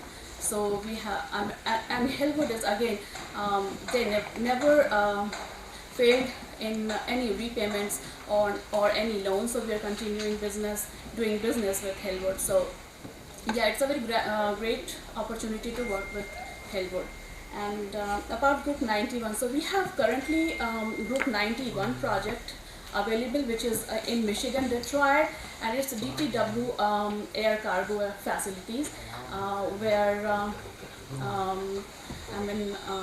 which is a pre-leased and pre-sold project. The tenant, which is FedEx, have signed the loan agreement for 30 years. So it's a slam dunk project, already successful. So many investors choosing this project to go with the investments.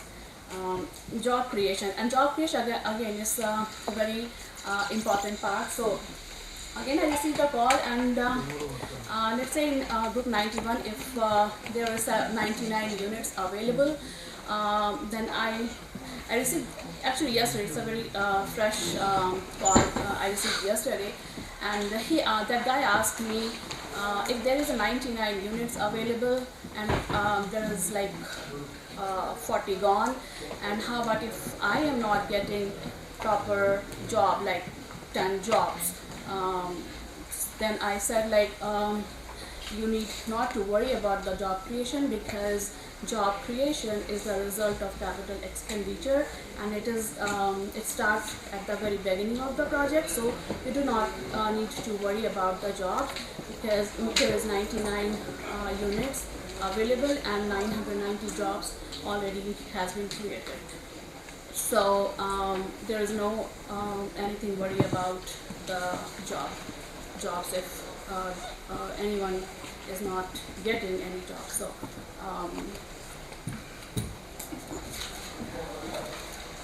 so I think I covered everything, but feel free to ask me if you have any question. We could more discuss one-on-one, and I would like to invite again Girish if he have anything to say and wanted to give any closing remarks. Thank you very much, everyone.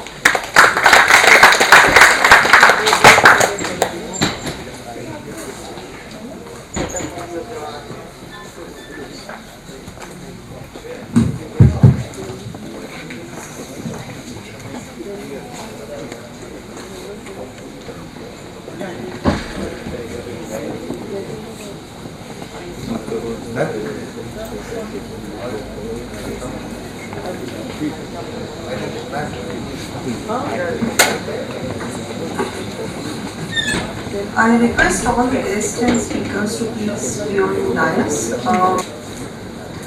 So as we proceed with today's program, I encourage all the attendees to actively participate in the Q&A sessions. If anyone has any questions, you can please come and ask. Yeah, one by one. My question is to Snehal ma'am. how many people can apply for L1A under one company? How many people or manager can apply under one company?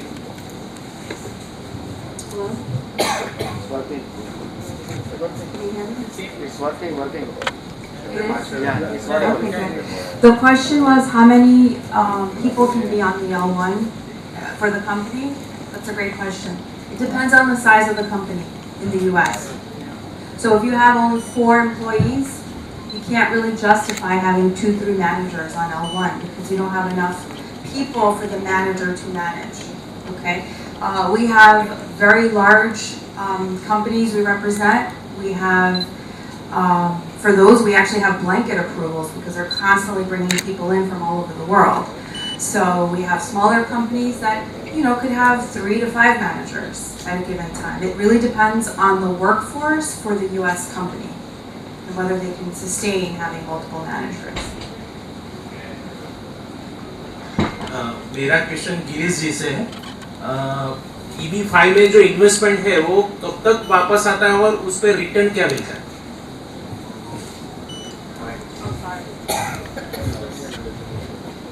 अच्छा question है। सो जो return of capital होता है, जो $8 लाख आप डालने वाले हो, सो उसका जो टाइमलाइन होता है वो लोन के ऊपर डिपेंड करता है। लोन अगर डेवलपर को 5 या 6 साल के लिए दिया है तो आपको पकड़ के चलना है कि आपका जो इन्वेस्टमेंट टाइमलाइन है वो उतना होगा। अगर कंस्ट्रक्शन जल्दी खत्म हो गया और डेवलपर ने वापस दे दिया पैसा और आपका इमिग्रेशन भी हो गया है तो आपको वो टाइम पे मिलेगा। बट जनरली आपको पकड़ के चलना है कि जब लोन खत्म हो जाता है तब पेमेंट मिलता है। जब ग्रुप के पास में पार्टनरशिप में पैसे रहते हैं तब सारे इन्वेस्टर्स को दिया जाता है। अब सेकंड सवाल आपका था कि रिटर्न ऑन इन्वेस्टमेंट कितना होता है। So generally you will find that the return on investment in regional center EB5 is very low. It's minuscule. It's not even worth mentioning. So that's why we didn't even mention that. So वो less than 1% होता है generally. That's how the structure is. Like that is not something which was decided later on in the project that let's keep it on the lower side. That's generally how the regional center EB5 works. That the return on your investment is a very distant third priority. The first priority is always the green card, and return of capital, and the distant third is return on investment. Now again, you might, if you go in the market and do your due diligence, which is the key, due diligence is the key, you will also find that there are projects which do offer a slightly higher return on your investment, probably 2 or 3 or 4%. So the question is, you must have heard risk reward ratio. So if someone is offering you higher return, the next question to ask is why? Why is the return higher in this particular investment? I think I've answered your question, but I'll just add one more point to it. You also need to see how the project is structured, right? Sometimes there is no senior lender, so you will generally, now if the PPT was working, we would show you that in this particular project we have a senior lender in place. So EB5 is at the mezzanine level, and there is a bank which is giving out a higher chunk of loan to the developer. So what does that mean? That senior lender, that bank has also conducted due diligence on that project, and we of course conduct our own due diligence on that particular project, right? Now there might be projects wherein the EB5 loan is serving as a senior lender. So what does that mean? That you will be sitting, rather the investors, the EB5 loan will be sitting at the top, and then its developers own equity. So in that project maybe the returns might be higher, but there is no one else who has conducted due diligence on that project, just the regional center, just the project. Another example is the developer themselves sometimes have regional center designation, right? So it's like left hand raising funds for right hand. So in that there might be a possibility that the returns might be high. I'm not saying it's right or wrong. I'm not commenting on that. I'm just saying that these are the factors that as a prudent investor, as a prudent applicant for EB5, you should be checking all these things rather than looking at return in isolation. I hope that answers your question. I just want to add one thing that I think was mentioned, but maybe cursorily, that the CMB program for EB5 is one of the oldest programs, so it's tried and true, as opposed to some of these newer ones that are coming out. We get inquiries all the time about new regional centers and some of the ones that are new to the new to the environment, the business environment. CMB goes back to the early 90s, so it's the oldest. And I think that Jita had said that the reason why they do business with some of the more prominent real estate developers is because, again, to assure that the individuals who make those investments are going to get their money back.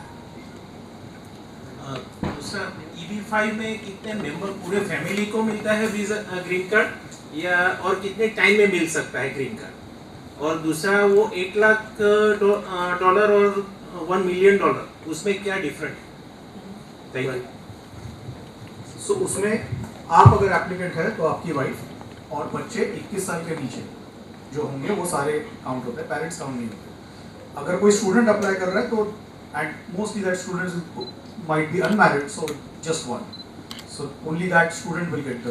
So whoever the applicant is, spouse and children below 21 will be included in the same application, right? Right. Yeah.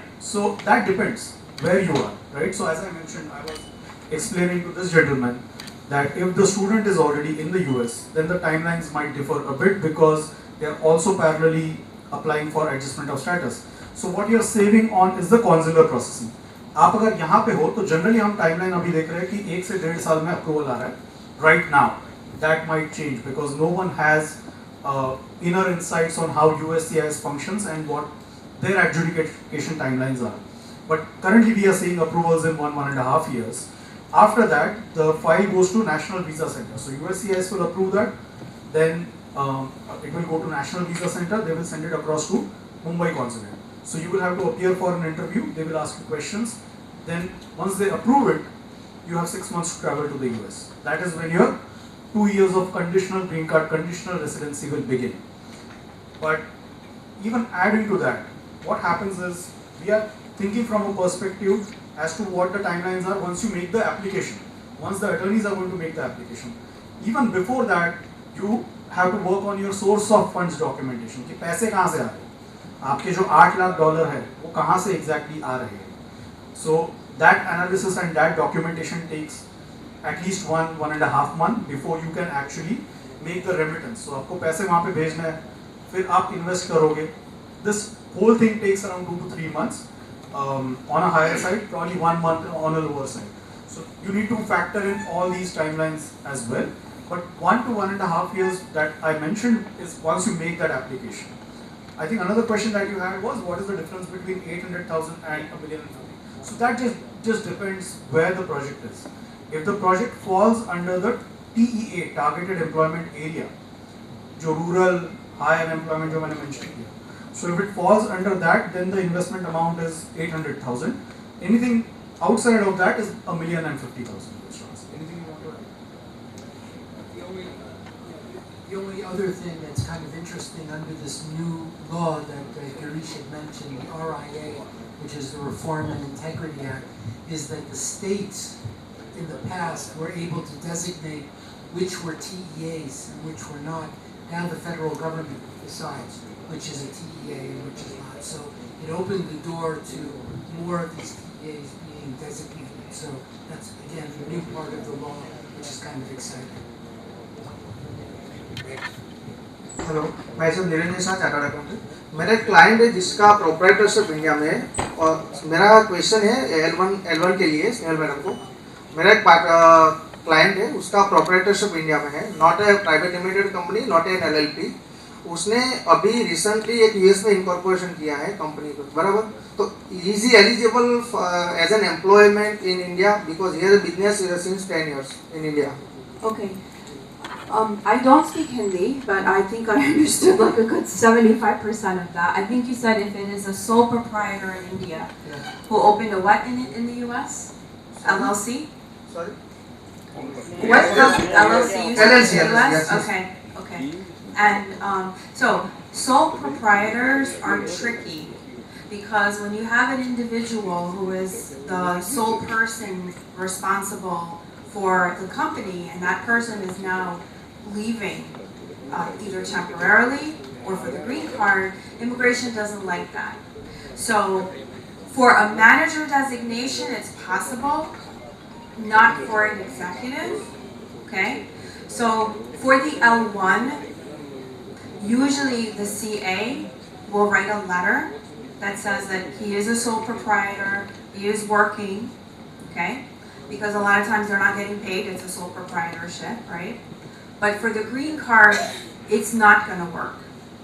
So you do need to see if you can convert that, okay, sole proprietorship into partnership, private limited, and that's kind of outside, you know, the scope of the L.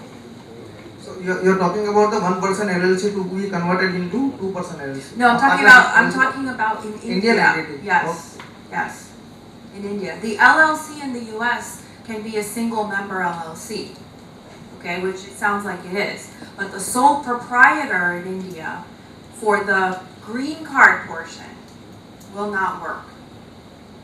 Okay, it will work for the L, it's not going to work for the green card. Okay, then in case of a partnership in India, their partnership is incorporating the companies in US, okay? So all the partners are eligible for L1? If they're working for the company in India, yes, not all together, over time. As the company in the US begins to grow and you have sufficient people, then you can bring all of those partners into the US as long as that company in India is still actively running. So if the partner, one by one, they're leaving, they have to designate or appoint somebody to take, you know, responsibility, not ownership, you know, not take on a new partner, but take on some of those duties and responsibilities. So the company continues. Okay, if I convert you tell me to convert a proprietorship into partnership. If I convert the things like you say, then how to prove the track record of the Indian investor for getting L1? What do you mean track record? Means like you told track record of business. I mean, employment includes self-employment? Yes, it can. Yes, but even if it's whether it's a sole proprietor or partnership, private limited, you still need other employees in that company. You can't be the only you cannot be a sole proprietor and have no staff, okay, and transfer yourself. Does that make sense? Yeah, but so I have one more question for EB5. Sir, what is the eligibility criteria for the company in USA to investment, to do investment?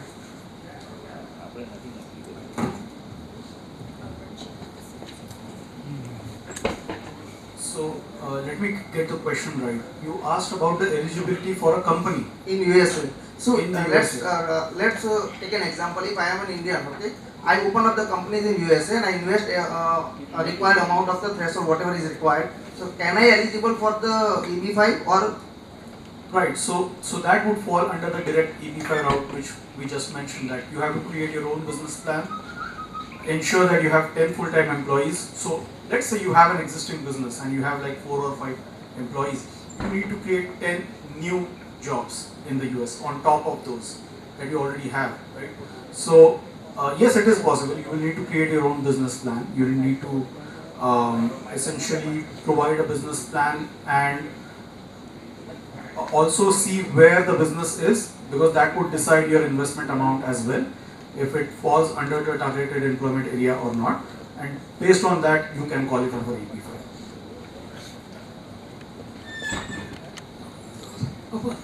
जो investment हो $1 लाख का है, मैं समझ लो कि individual apply करता हूँ तो RBI की जो लिमिट है वो $2.5 लाख की है, और आप स्पेशल परमिशन लेने जाओ तो RBI as a investor special permission $8 lakh देने का लिमिट वो अप्रूवल नहीं देता है, तो वो कैसे $8 लाख एक साथ में ट्रांसफ़र कर सकता है? और दूसरा क्वेश्चन है तो जो कंडीशनल ग्रीन कार्ड मिलता है वहाँ से कितने साल तक अपन का इन्वेस्टमेंट है वो EB5 में मेंटेन रखना पड़ता है? अभी कुछ सुना है कि 5 साल तक की लिमिट के है, तो वो RI न्यू एक्ट में क्या अमेंडमेंट है वो बताओ जरा। सो पहला सवाल जो आपका है कि रेमिटेंस में कैसे करें, so you will need to work with your CA because this is a very specific question related to FEMA and LRS. So even though I know stuff, I wouldn't want to comment on that much because that falls under the RBI and FEMA regulations. But you can speak with your CA who are more comfortable in this particular domain, and they can definitely help you that, because there are investors who are able to send money. Like you have family members, and everyone can utilize 250,000 limit per year, or you can split it between March and April, husband and wife. But there are ways to do it, legal ways rather. I wouldn't want to call it like something fishy. There are legal ways to send out money from India to US to do the EP5 investment. Is it possible for transfer the 8 lakh for absolutely. one EP5 program Absolutely. on same year? Absolutely. But we need to see it on a case by case basis. RBI is not giving approval for investment. Yeah. So LRS basically means that you don't need an RBI approval. LRS is essentially you fill a form A2 and you mention what the reason of your remittance is, and you are allowed to send money outside. What you are talking about is generally if you go to RBI, then that won't qualify as LRS in the first place. But you can legally send out money outside from India for any purpose, not just EB5, for any purpose which is higher than the required limit. So you can utilize multiple remitters to remit that within that limit of 250,000 US dollars. So that's one. What was the second question again? Conditional green card मिलता है वहाँ से जो mention करना Right. So उसमें सालों साल बहुत चेंजेस आए हैं, राइट? सो पहले अभी तो नया लॉ है, बट पहले ये था कि आपका जो इन्वेस्टमेंट है वो I-829 अप्रूवल के बाद में ही आप एलिजिबल होते हो पैसा वापस मिलने के लिए. That's your question, right? When do you get the money back? So ये 2017 के पहले था. 2017 के बाद में USCIS ने थोड़ा सा आउटलुक चेंज किया. फिर उन्होंने बोला कि जब आप फाइनल ग्रीन कार्ड के लिए अप्लाई करते हो, मतलब 2 साल कंडीशनल ग्रीन कार्ड के में रहने के बाद में when you apply for I-829, that application stage only you are eligible to have the funds back if the partnership has the funds, right? अभी अक्टूबर में पिछले साल और एक नया इंटरप्रिटेशन निकल के आया है जिसमें ये बोला है कि अगर आपके पैसे पूरे इन्वेस्टेड है, मतलब $8 लाख पूरे जा चुके हैं और वो पैसे जॉब क्रिएशन एंटिटी मतलब डेवलपर के पास में, बोरोवर के पास में, और वो कंस्ट्रक्शन एक्टिविटी के लिए यूटिलाइज हो रहे हैं, इस केस में आपका जो सस्टेनमेंट है, मतलब जो इन्वेस्टमेंट टाइमलाइन है वो 2 साल का मिनिमम रहना चाहिए. So they have mentioned that can be invested, the investment can be in for a minimum of 2 years provided you fulfil these criteria, right? अभी दूसरा चीज इसमें ये होता है कि 2 साल का USCIS ने बोल दिया कि आप मिनिमम 2 साल के लिए रखो. एक होता है कि लोन कितने टाइम का है, that they have kept it to the regional center and the developer to negotiate in between themselves and the investor to take an informed decision as to what kind of timeline they are comfortable with. So अपना जो अभी CMB का Group 91 है, the total loan term tenure is 6 years. It's 5+1, but total loan tenure is 6 years. So in this project, if you invest, the maximum timeline that you can expect that your investment will be in there with the developer is 6 years. I hope that is answering your question. ये निकाल नहीं सकेंगे ना पैसा, समझ लो कि limit conditional green card के बाद 2 साल है, फिर आपने अप्लाई किया उसमें 3-4 साल निकल गए अप्रूवल में, तो टाइम लाइन बढ़ जाएंगे नहीं 5 साल से भी ज़्यादा, तो 7 ईयर भी हो सकता है, 8 ईयर भी हो सकता है. नहीं, उसमें ज़्यादा नहीं होगा टाइम लाइन. वाई? बिकॉज पहले ये कॉन्सेप्ट हुआ करता था कि अगर आप 2 साल कंडीशनल रेसिडेंसी पे नहीं हो, आपके कंप्लीट नहीं हुए और डेवलपर ने पैसे वापस कर दिए तो भी आप ले नहीं सकते थे, क्योंकि वो 2 साल कंप्लीट नहीं हुए. अभी वो थोड़ा सा चेंज हो गया. अभी क्या है कि इन्वेस्ट करने के 2 साल बाद वो जो कंपोनेंट है कि आपके पैसे अटक जाते थे, वो कंपोनेंट हट गया है. अभी बस वो डेवलपर कब रीपे करता है उसके ऊपर, तो वो अभी 5 या 6 साल का टाइमलाइन आप पकड़ के रख सकते हैं. तो अभी वो 8 या 9 साल अटकने का जो सिनेरियो आप मेंशन कर रहे हो वो नहीं होगा. न्यू लॉ में नहीं है ये. अभी न्यू लॉ के साथ में जो नया इंटरप्रिटेशन आया है पिछले अक्टूबर में, उसमें ये है. सर ये जो EB5 में इन्वेस्टमेंट है वो रिपेट्रिएशन बैक टू इंडिया हो सकता है? Once you get the funds back, it's up to you how you want to utilize them. Sir मुझे आपसे ही सवाल है कि आपने बताया कि स्टूडेंट जब नॉन इमिग्रेंट वीज़ा है वो EB5 US में कर सकता है, तो any non immigrant visa can apply for the EB5 और B1 B2 और H1L U visa. Any non-immigrant can apply for EB5 when he is in USA. See, generally we have seen people from who are on H1B and F1 OPT applying for this one. With B1, B2 it becomes tricky because the reason why you are in the US is that you are there to visit, right? Generally ये होता है कि अगर कोई L1 पे है, if you are in the US for 90 days, उसके बाद में आप अप्लाई कर सकते हैं EB5 के लिए. But with B1, B2 you have to be careful because that is not what B1, B2 is for. So it becomes an outlier in terms of other non-immigrant visa categories. Actually, if I'm non-immigrant, I assume that if student can apply, so B1, B2 is also. Yeah. So students can apply, and then students do apply, and again, because it's a fast way to the green card, and especially now with the problems with the H1B lottery, it's one of the fastest ways to go. Just to follow up on what Girish is saying, there's a concept, and I presented it earlier, about non-immigrant intent. And the idea is that if an individual has entered the United States to visit and then applies for EB5, potentially the government could allege that the individual had immigrant intent, which they refer to as preconceived intent to immigrate to the U.S. However, if you wait more than a certain period of time, you can change your mind. So we generally recommend that if you're going to do something like this, enter the U.S. with a B and change over to an EB5, that you do it after the period of time where you're allowed to change your intent, which usually, to be safe, would be 60 to 90 days out. After the 90 days. 60 to 90 days out, you can change your intent. After you enter the US, you come on to B1, B2, you should wait, as David is saying, after 60 days. Then you can do a change of status. And going back to your other thing, like if you're in U status, right, can you file for EB5? In order to do a change of status in the US from any non-immigrant, you have to be in status. So yes, if you are in valid non-immigrant status in the US, then you're eligible to file for a change of status. Right. Snehal ma'am, I have also a question for you. In L visa, you said that if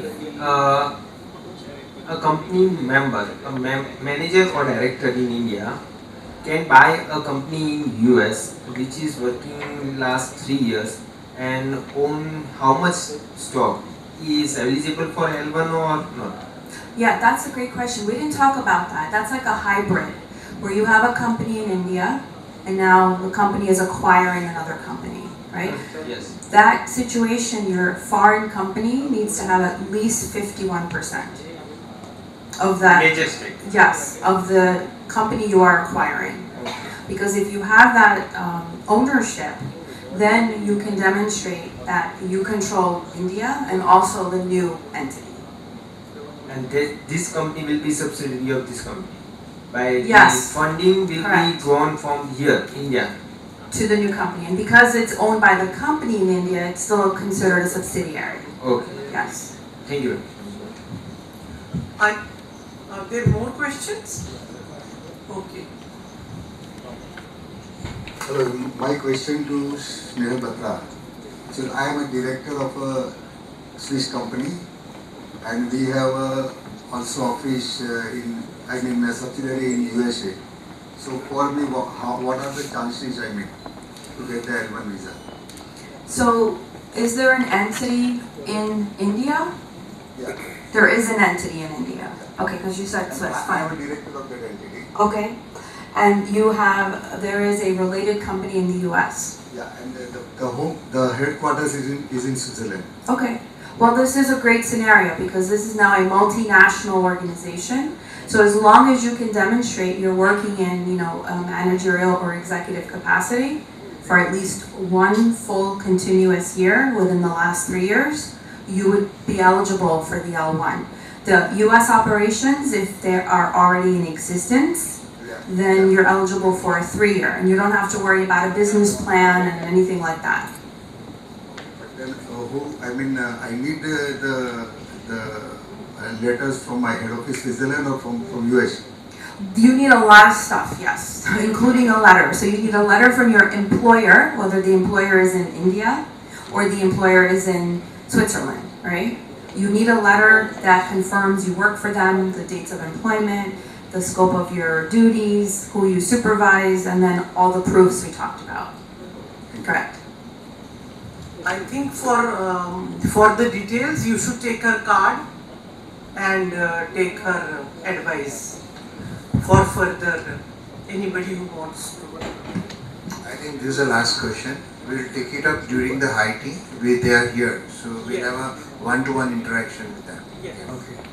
If someone is having an F1 visa, student visa, and he wants to start his own startup there, so what is the way to, means O1 visa or which visa he can get? That depends on a lot of different things, okay? If he is in the US on an F1, he's a student. So most likely he's not working unless he has OPT, okay? Yeah. But a student can start a business, okay? They just cannot work for that business. So they can have ownership interest in a company, okay? They're not receiving any employment income, okay?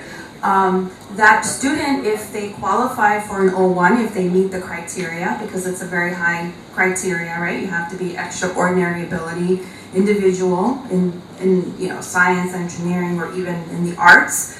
If they qualify for that, they certainly can, file for that. I mean, there could be other options. Other option. Well, we would need to see. He wants to start do his own startup there.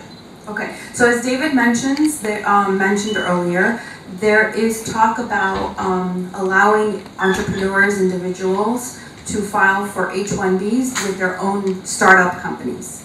Okay, it hasn't happened yet, but that could be an option. Thank you. I think with this note, we are at the end of the session over here.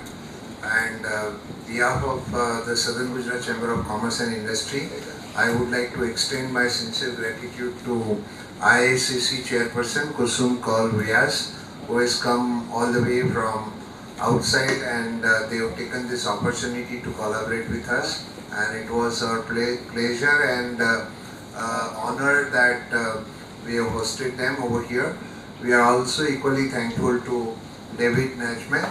We are thankful to Girish, Snehal and Ranjita, and that these people, they have already expressed their views about the subject, and we had also shown the interest. We are thankful to all of you over here. If you have any queries further, we have an address with them. You can contact them, and we'll be meeting over the high tea, and we'll do a networking. Thank you so much.